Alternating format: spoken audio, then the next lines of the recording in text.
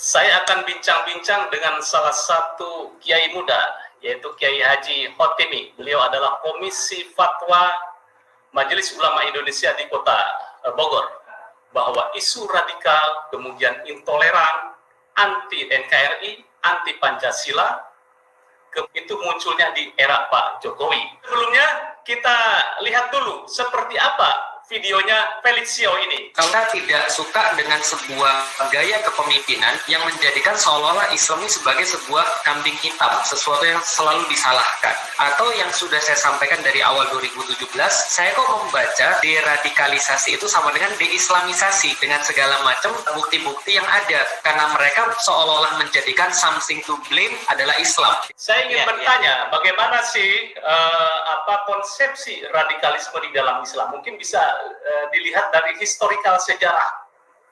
Kalau kita bicara radikal atau radikalisme dalam Islam, pertanyaan yang sering muncul, ada nggak sih radikal dalam Islam? Bahkan tadi kalau kita merujuk pada videonya Felix Xiao kan, seakan-akan isu radikal dalam Islam ini hanya menjadi alat penguasa misalnya kan ya. Nah, kalau saya ingin tegaskan, ada nggak sih sebenarnya radikalisme dalam Islam? Ada. Kapan munculnya? Ya.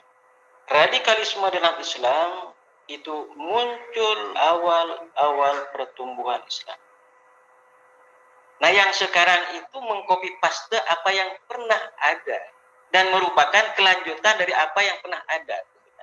Pada zaman Khalifah Ali bin Abi Thalib, itu ada konflik antara Khalifah Ali bin Abi Thalib dengan Muawiyah bin Abi Sufyan, gubernur Syam, Damaskus waktu itu. Nah, konflik ini sampai menyebabkan terjadinya perang Siffin.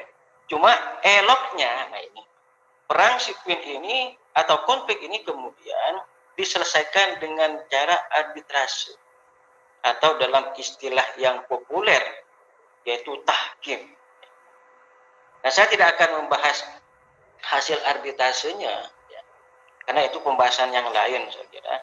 Tapi justru dari tahkim ini kemudian, dari peristiwa tahkim ini, muncul golongan yang memisahkan diri. Kok Khawarij ini menyatakan diri terbebas atau keluar, baik dari kelompoknya Khalifah Ali maupun Muawiyah bin Abi Sufyan. Pertama, kata mereka, ya, tahkim atau dalam bahasa kitanya itu arbitrase. Tahkim itu tidak punya landasan dalil dalam Al-Quran. Secara letterlek, kalau kita kaji ayat-ayat Al-Quran sejak surat Al-Fatihah sampai surat An-Nas, mencari literatur tahkim yang berbicara tentang arbitrase itu nggak ada. Secara letterlek ya. Yang kedua, kata mereka, tahkim ini adalah sebuah penyelesaian yang menyalahi sunnah Rasul. Sebab Rasul sejak di Mekah, kemudian hijrah ke Madinah, terjadi beberapa peperangan dengan orang-orang musyrik, orang-orang kafir dan sebagainya. Belum pernah diselesaikan dengan cara tahkim. Maka arbitrase adalah sebuah penyelesaian yang menyalahi sunnah Rasul. Nah, yang ketiga, kata mereka, orang yang menyalahi sunnah Rasul, kemudian juga tidak ada dalil, itu berarti dia tidak menegakkan hukum Islam. Nah, maka mereka teriak, la hukmah illa lillah. Kemudian mengutip ayat, wa man lam yahkum bima anzalallah faulaika humul kafirun, kata mereka. Sehingga orang yang tidak lagi berpijak pada dalil dan sunnah Rasul, dia sudah keluar dari Islam dan dia sudah kafir. Ekstrimnya, nah di sini yang harus kita pahami. Ekstrimnya adalah mereka kemudian menghalalkan darah siapapun yang menurut mereka dianggap kafir. Nah, pertanyaannya, siapa yang membunuh Khalifah Ali? Yang membunuh Khalifah Ali orang yang luar biasa, bukan orang biasa-biasa loh. Dia adalah Abdurrahman bin Muljam. Menurut riwayat bahkan hafidz Quran.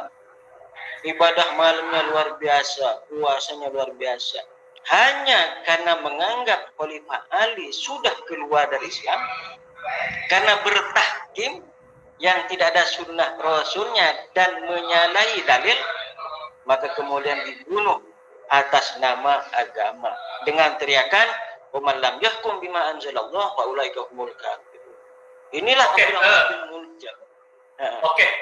Mungkin bisa dipersingkat dalam konteks kekinian itu seperti apa, Kiai? Betul. Dalam konteks kekinian, jadi akar radikalisme dalam Islam itu ada pada Khawarij. Nah, dalam konteks kekinian kemudian muncul kelompok-kelompok dengan beragam visi tadi yang mengambil bagian-bagian dari konsep Khawarij tadi. Ada orang yang bersikap takfiri, mengambil takfirinya. Jadi kalau nggak ada dalil Quran, nggak ada sunnah dari Rasul, langsung otomatis bid'ah, kafir. Ada yang mengambil itu. Ada yang mengambil, ternyata sesuatu baik konsep negara, ketatanegaraan, kalau kata mereka tidak sesuai dengan sunnah Rasul, berarti sudah tidak Islami dan keluar dari Islam. Ini harus dirombak. Itulah ide-ide khilafah. Bahkan yang ekstrimnya, siapapun yang sudah masuk kategori kafir, maka darahnya menjadi halal. Membela teroris merupakan personifikasi dari Khawarij, kelompok radikal yang pernah muncul di awal-awal kebulan Islam.